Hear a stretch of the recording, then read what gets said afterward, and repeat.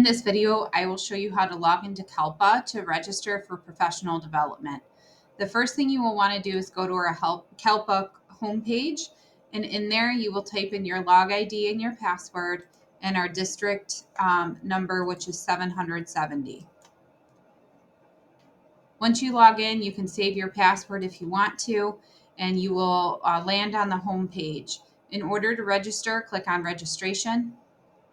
And in here, you can search by either the KALPA course ID number, if you know it, so you can type that into the search, hit search that way.